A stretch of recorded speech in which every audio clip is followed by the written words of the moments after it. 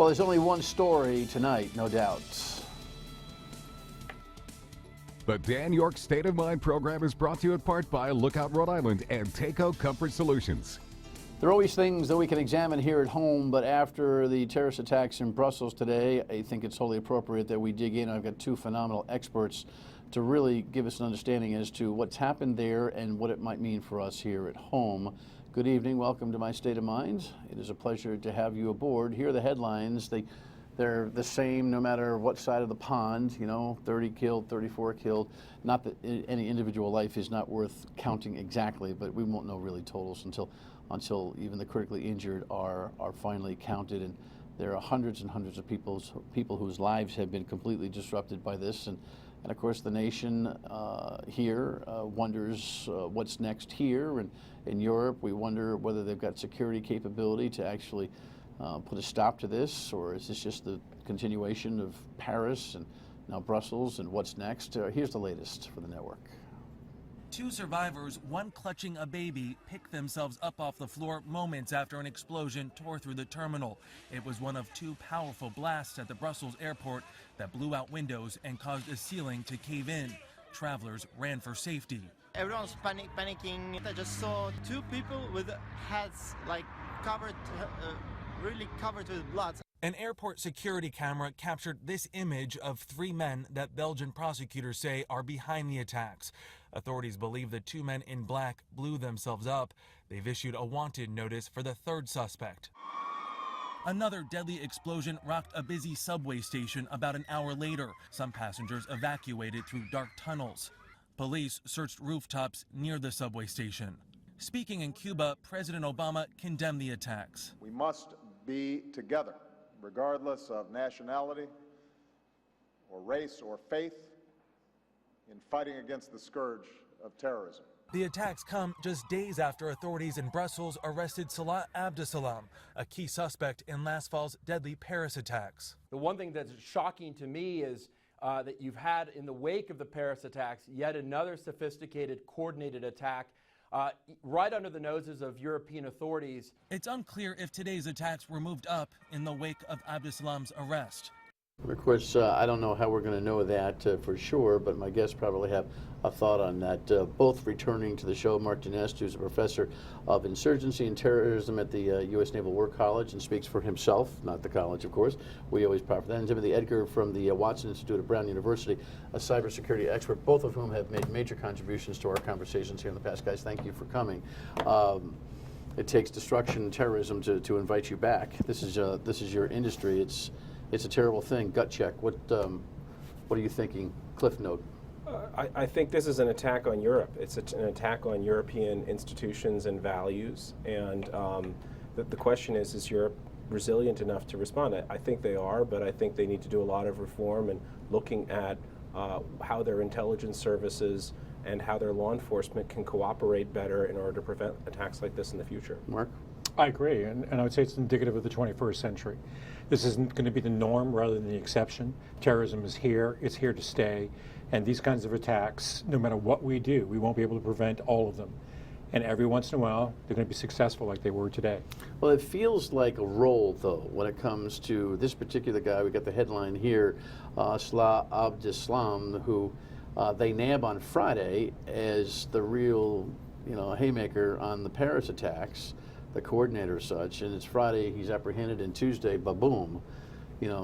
What's your gut tell you about whether this was accelerated based on him being taken in? That's certainly possible, but you have hundreds, literally hundreds of people from a relatively small country who have gone to fight in Syria for ISIS and have come back from Syria radicalized. And so it's an enormous task for the Belgian authorities and for other European countries to work with them to try to identify these cells and stop the attacks before they happen.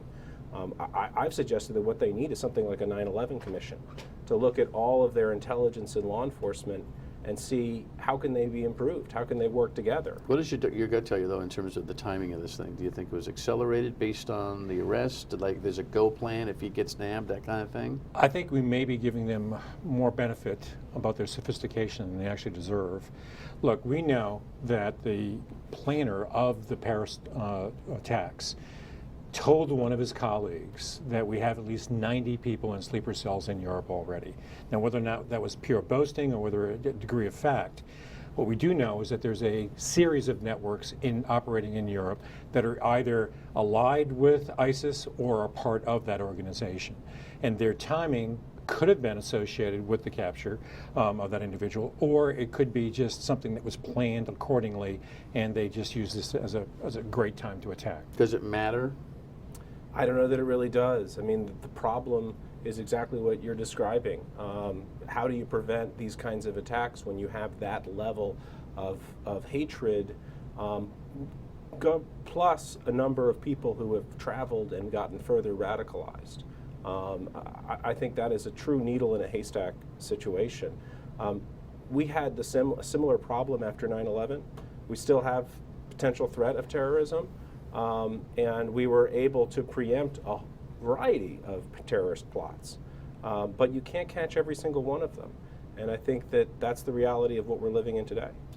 In a broader context, because I agree with everything, is that there are two major problems that Europe has that we do not. First is proximity.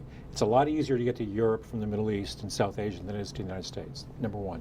And number two is they have a large Muslim population living in Europe. About 6% of the population in Belgium, about 8 to 10% in France. But beyond that, you have the problem of integration. So that you have a lot of Muslims living in areas in which they are literally isolated from the community at large. And if you're not integrating the community and giving them a say in how well they do and in terms of prosperity and education and social services, then you can have a large group of people who are alienated and angry and going to be more vulnerable to the kind of messages that Islamic State sends. Yeah, that seems to be a common thread. You guys agree on that.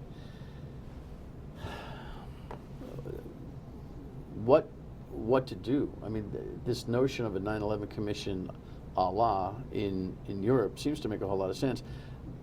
They've got some re-engineering of their psychology to do right there in terms of how they treat people, right? The catch-22, or I guess the syndrome is, okay, radical Islamic attacks, the instinct is to keep space rather than to embrace. Yeah. But embracing is what you think is the key to success. This has to be branded as an attack on Europe and as an attack on European values. The far right is going to try to demonize Muslims. Far right in Belgium, but also in all these other countries, in France and Germany, is going to get some strength from this. They're going to say, see, we're telling you that there's this huge plot, there's this community that you need to go after. That would send exactly the wrong message. It would be counterproductive. And so I think this needs to be seen by the European public not just as an attack on Belgium, but as an attack on what Europe stands for, and then to define what it is that Europe stands for. Do you see a distinction, though, between Europe and the United States in this particular case? Well, absolutely. And again, it's that lack of integration. In terms of tactic or philosophy on the part of ISIS? The Europeans philosophically see terrorism as essentially a criminal problem, and we see it much more oriented toward defense and a national security problem. So that's one factor. The other factor is, how do you balance civil liberties, and this is what we have in common, with national security? And what the Europeans have done is, in a great way, led with their heart by allowing so many refugees into Europe who are fleeing Syria and other areas in the Middle East and South Asia. Now that's great, but if you're not going to also integrate them into your society, number one, vet them, and make sure that they're coming to Europe for the right reasons, and then make sure that they're integrated into society in a cost-effective fashion. Otherwise, you create a destabilized society, feed the hard right. I mean, you're finding that the hard right in both France and Germany and Britain and even Belgium now are becoming much more popular. So you're literally destabilizing your society by allowing a great influx of people who aren't allowed to integrate, creating more social and economic problems and destabilizing the situation in Europe itself. Is it a question of friends close and enemies closer? In a way, yes. I mean, the real danger is not just that the far right demonizes Muslim populations and drives them further into the underground. It's also that those European-wide institutions are exactly what needs to be stronger. And so sovereignty and nationalism are the things the far right wants to draw out of these attacks. But what really needs to be done to fix the problems that Europe has is more cooperation in Brussels, actually, the unofficial capital of Europe, the European Union, Interpol, all of these kinds of arrangements for connecting the dots and information sharing require a certain amount of cooperation. And when you go to your respective nationalist corners and you say, you know, we don't want to deal with transnational institutions, we want to close our borders, that may be popular politically. It's impossible to do. You know, Europe is far too integrated economically and socially to do that. And so, you know, there's going to be easy answers that politicians on the far right are going to offer. And what needs to happen in Europe is for sensible people to have something to be for that answers the concerns that people have about their safety. I agree. However, what I would say is this is the problem of collective action, right? The more people involved in a decision, the more difficult it is to arrive at a decision. Here, the EU has not really led with its head. For example, the recent agreement they've made with Turkey, in which they are going to allow Turkey to eventually try to come into the European Union, which in and of itself is not a bad idea, but you're going to then stop the necessity of visas so that Turks can come and visit the European Union anytime they want without passports and free travel. Now that's great as a concept. The problem is, in this security situation, you are going to promote more people coming in from a country that really doesn't vet its people as well as it should. And then you've made agreements with the Turks that if they take back some of the refugees who've come in illegally, they will then allow one refugee for each one they've taken back into the EU. So you're still going to have the problem of a massive immigration of people from that region into Europe, and that's going to cause some social dislocation. All right, it's a big problem. When we come back, we'll talk about some of the things that the folks who want to be presidents and the presidents have said. Stay with us. President Obama began his key address in Cuba reassuring Americans and the world after coordinated terror attacks in Belgium. We can and we will defeat those who threaten the safety and security of people all around the world. He then told the Cuban people the reason for his visit. I have come here to bury the last remnant of the Cold War in the Americas. So there you have it. Do you have any quarrel with the president being in Cuba, by the way, as an aside? No, I think that he's trying to open up a new chapter in our relationship with Cuba, and we shouldn't let terrorists dictate the travel schedule of our president. Sam? Oh, yeah, I agree. Yeah, for those who would say, yeah, you got to come back right away. Well, listen, it happened in Europe, not that we're not concerned there. I thought he was pretty cliche with the things that he said about the attack, and I'm trying to figure out if there's a place where you can jack up your rhetoric and still look like you're in control. Can you? Well, Obama is known for kind of cool, rational responses, and that's often the right thing to do. But in these issues of terrorism, I think that there's legitimate criticism that he doesn't show enough emotion and connection with Which is something we talked about the last time. Yes. Sam? Well, yeah, I would just juxtapose that with the comments from Trump and Cruz that are appealing more to an emotional reasoning rather than cold, hard logic. Well, speaking, since you brought them up, here's what Ted Cruz had to say today. These attacks in Brussels underscores that this is a war. This is not an isolated incident. This is not a lone wolf. This is a war with radical Islamic terrorism. ISIS has declared jihad on Europe and on the United States of America. They have declared their intention to murder as many innocents as possible. I mean, I'm not going to argue his points, but the tone is completely lacking the subtleness of your conversations about what the solution is. Right. All you hear is blow ISIS to kingdom come, and it seems to me you blow ISIS to kingdom come, you get the next one, and you get the next one. There's a root issue that's a long-term solution that we don't seem to have the political energy for. Am I on the right track? Well, remember, you're given a clip of a candidate running for office who's always going to appeal more toward emotion than logic, and then you're going to compare that with the president who's already commander-in-chief and has 1 year left in office. So one is going to promote stability and reason, and the other is going to try to convince people to vote for him because the president. Well, the is challenge failing. we all have is trying to figure out, both him and Trump, and we'll get to Trump in a second, whether or not the rhetoric is actually going to match the potential disposition in office. Well, that statement sounded to me a little bit too much like we hadn't learned anything over the past 15 years since 9/11. I mean, obviously, military force is part of a counterterrorism strategy. There's no question about that. And, you know, is there an international armed conflict with ISIS? Yes.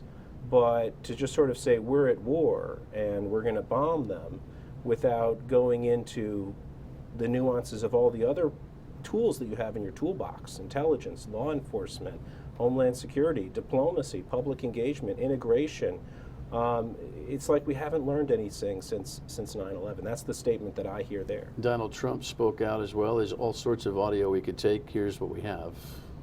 First of all, you know, this is a subject that is very dear and near to my heart because I've been talking about it certainly much more than anybody else, and it's why I'm probably #1 in the polls, because of the fact that I say we have to have strong borders. We have to be very vigilant and careful who we allow into our country. I know Brussels well, and Brussels is a total mess. Brussels is and I'm not talking about the attack today, I'm talking about generally speaking, it is a city that used to be one of the finest, one of the most beautiful, and one of the safest cities in the world, and now it's a catastrophic, very dangerous city where the police have very little control. Tim, weren't you just in Brussels? I don't know what he's talking about. I was in Brussels at the end of January. It's a wonderful city. It's the capital of Europe. It has the offices of the European Union and NATO. Millions of people work there every day. What he's describing is complete nonsense. Well, I agree that his tone was unnecessarily negative. However, there are substantial problems in Belgium, as well as all over Europe, in that they have communities of Muslims living in poor areas in which the men and women are very angry and alienated from society. And that's a fertile hunting ground for the Islamic State. So instead of saying that, yeah, I would love to hear some nuanced analysis from Donald Trump and all of the candidates regarding this stuff. It seems that there's, and by the way, I don't consider you to be a lefty. You know, I've known you for a long time. You've worked in Democratic administrations, but I think you're not a far left liberal by any stretch. No, I worked for George W. Bush as well as for Barack Obama. But the nuance here seems to be, you know, on your guys' level and not on the electable level. In this campaign. It petrifies me, because all I see is kind of like, boom, boom, as opposed to really understanding the long haul here is getting rid of a theory that all Muslims have a mantra to wipe out non-Muslims. Now, there's a lot of people, and I've had a lot of Muslims as guests here, Islamic Americans, who are trying to talk about their religion in a way that makes some kind of contextual sense for us. Yet there's still people who will go back and read the Quran and get back into some of the philosophies and versions of Muhammad and all of that, who just don't buy that the radical Islamists are a small group of the Muslim population. Your take is what on that? Well, I mean, look, you have 1.3 billion Muslims Many in the world. Many who are just looking for quality of life. All you need is 1 or 2% who are jihadists to cause global havoc. So, but that's just like, I mean, you could argue that with Christians or any other religion, that there are always going to be nuts in every group. But the problem here is creating a policy strategy that will allow you to minimize the destructive capability of people who seek to destroy Western civilization and Islamic civilization. Makes sense. But the thing that you pointed out in terms of just the neighborhood issues in Brussels alone, and some of the the urban challenges that come in Europe itself, and the migration of Muslims, is that in general, strife creates this kind of controversy, and there's a lower quality of life for Muslims in general on the planet, period. And so human nature is going to react to that in splinter groups and small percentages of people who are going to radicalize, pervert their religious teaching and try to provide answers for struggle are going to exist. It seems to me that the struggle itself has got to be fixed. I mean, radicalization is a complex problem, and we have some solutions that we have worked on painstakingly for many years. Bullet points, they are. You need to identify the vulnerabilities that young men have, the crisis that they may go through. You need to focus on the right thing, which is not on people who are particularly religious or knowledgeable of the Quran. Those people know that the Quran teaches you're not supposed to blow up innocent civilians. The jihadists go after people who are criminals, people who have very little connection to their identity and their culture and their religion, who are alienated in a place like Brussels or like a part of New Jersey or Chicago. And then they go after them and say, this is your new identity. This makes you a good person. When I was in Brussels back in January, I was talking with a Muslim guy on the street, and he said, you know, some people, what they do is they commit all these terrible acts, and they say, oh my gosh, I'm a terrible person. My only answer is to go join the jihad. So that gives you a sense of, you know, it's not always what you think of. You know, the guy in Molenbeek who was walking around with Muslim garb, you know, maybe a devout Muslim person who understands his religion. The person you may be worried about is the person who's drinking alcohol, who has no connection with his religion or his mosque, you know, who's a petty criminal, and then is looking for something to latch on to. And so these are the kinds of things we need to do. It's not like gang warfare in America today, Not at correct? all. It's very similar. Yeah. But if you look at it in a global scale, the idea is what the Islamic State is trying to do is create a clash of civilizations between the West and Islam. But in fact, what's happening is there is a clash within civilizations between the radical jihadists and mainstream Islam. And that is spilling over into the West. So that's the essential problem you have. And until Islam goes through the Reformation period where they're able to isolate the radical jihadists and solve some of their complex socioeconomic and political problems, we are going to be left with the remnants of this massive battle within Islam. That's a big responsibility. But the point is that our allies in that struggle are precisely those mainstream Muslim institutions that are under attack by the jihadists. So for us to isolate them helps to grow that ideology more than to shrink it. We need to isolate those people rather than giving them further reason to. It's not about reason. I misspoke. We don't want to you know, help people along that radicalization path. We want to stop it. All right, when we come back, what does it mean for us here? Stay with us. We're short on time, guys. 15 seconds of what it means for us. We need to step up and cooperate with our European allies in order to promote European values and institutions. And that's the thing that the president needs to do most of all, is to stand up and say, this is an attack on European values and institutions. We stand with our friends. We have to place in context and make sure that people don't overreact, because that's the strategy of terrorists, to get society to overreact to their violence and then react in a destructive capacity where you undermine the very institutions like liberal democracy. And if you do that, then they win. All right. Guys, thank you. Important stuff. We'll be right back with the final word. Stay with us. Learned something from this conversation tonight. I was just telling my guest during the break, nobody, certainly on a radio talk show, wants to talk about assimilating. You know, nobody wants to talk about understanding Islam and Muslims more. Nobody wants to talk about reaching into neighborhoods and actually having a compatible refugee program. Nobody wants to talk about that, certainly in this campaign season, where the answer for candidates, at least, is to wage war and fight to the finish. Not sure that's the way we ought to be going, folks. We'll talk about it tomorrow on the radio and back here tomorrow night. Thanks for watching. Good night.